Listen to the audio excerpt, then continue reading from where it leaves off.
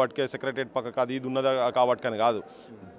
ప్రజల యొక్క జీవన విధానాలల్లో మంచిగా అవుతున్నదా లేదా అనేది ఇంపార్టెంట్. ఇప్పుడు వీళ్ళు కట్టుకున్నారు అబ్బాయి, ఇక్కడ కట్టుకున్నప్పుడు 25 ఏళ్ళ కింద ఇక్కడ రోడ్లు కూడా లేకుండే, మట్టి రోడ్లు, కూరగాయలు కూడా దొరకకపోయేది. ఇక్కడ కష్టాలు పడి పడి పడి పడి పడి ఒక స్థాయికి తీసుకొచ్చుకొని పెడితే ఓవర్ నైట్ వచ్చి ఎవడో చెట్టు మీద పక్షులను ఉంటే పిటగుడ్లు ఉంటే దాన్ని మొత్తం చెట్టు అంతా తీసేసి పోయినట్టు కాదు, ఎక్కడికో చెల్లాచెదరైనట్టు వీళ్ళు ఎక్కడికి పోవాలి. ఇంకొకటి ఏంటంటే దీంతో జరిగే నష్టం కూడా ఏం లేదు. ఇంకో ఇంతకుముందు ఈ పెద్ద మనిషి సార్ చెప్తున్నాడు, మొన్న గంత పెద్ద వరదలు వచ్చినప్పుడు కూడా అది గాడికే ఉండే అని చెప్పని. ఇది మునిగేది జాగా కూడా కాదు.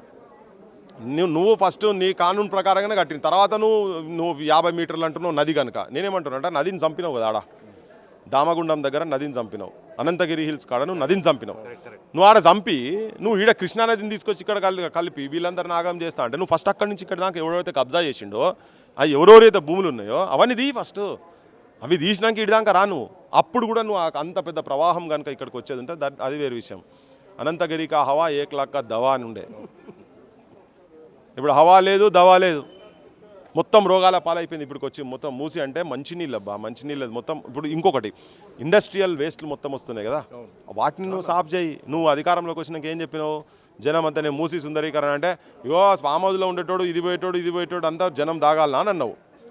చేసినావా మరి దాన్ని? ఇప్పటిదాకా 2 ఏళ్ళు అయింది, దాన్ని సాఫ్ చేసినావా?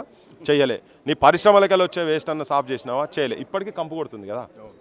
ఈ కంపులో వీళ్ళు ఎంత ఇబ్బందులు ఉంటే వీళ్ళకు అంటే వీళ్ళ దగ్గర కోటీశ్వరులు కనుక ఎదురు వేరే దగ్గర ఉంది కావచ్చు. ఈ కంపులో ఈడ ఉంటుండ్రంటేనే వీళ్ళ కష్టాలు ఏంటియో తెలుస్తాయి. అసలు ఫస్ట్ నెంబర్ 1 ఆప్షన్ లేక కదా, ఆప్షన్ లేక. నీకు ఆప్షన్ ఇస్తే 60 లక్షలు ఇస్తా, 70 లక్షలు ఇస్తా అంటే ఈ తలా 25 కోట్లు, ఇంటింటికి 25 కోట్లు ఇస్తావా? ఇచ్చి ఖాళీ చెప్పి 450 మంది కుటుంబాలు ఉన్నాయి. నువ్వు ఒక చిన్న మీ వాళ్ళవి నీ పార్టీ వాళ్ళవి ఒక 4 ఎకరాలు అంత వస్తాయి పైసలు, అవన్నీ చెయ్యి. ఆ పని చేస్తే చెయ్యి. ఇవన్నీ రాంగ్. వీటి మీదనే ఎందుకు ముఖ్యమంత్రి ఇంట్రెస్ట్ చూపిస్తున్నారు? తెలంగాణ తల్లి విగ్రహాలు కలెక్టరేట్లలో మొత్తం పెట్టాలంటారు, పాత విగ్రహాలు తీస్తారు, కొత్త విగ్రహాలు పెట్టాలంటారు. ఈవెన్ ఇంకా ఎక్కువ మాట్లాడితే రైతులకు ఇవ్వాల్సినటువంటి రైతు బంధు, రైతు భరోసా ఇప్పటివరకు 3వది ఇంకా పెండింగ్లోనే ఉంది. అటు నువ్వు రైతులను సంతోషపెట్టాలి కానీ ఎవరిని సంతోషపెట్టడానికి గాంధీ విగ్రహం పెడుతున్నారు అన్నదే కదా ఇలా వీళ్ళు అడుగుతున్న ప్రశ్న. సో ఏంటి ఆయన ఉద్దేశం ఏమిటొచ్చు? దీని వెనక ఏదో ప్రాజెక్ట్ ఉన్నది పెద్దది, ఇదేదో ఉట్టిగా దీని గురించి కాదు, ఇది గాంధీ అనేది కాదు, దీని వెనక స్కెచ్ పెద్దగా ఉన్నది. గాంధీ బొమ్మను చూసి రియల్ ఎస్టేట్ చేస్తారంటున్నారు. అరే ఇప్పుడు పరిశ్రమల గురించి తీసుకున్న భూములన్నీ పరిశ్రమలకు వాడుతుర్రా?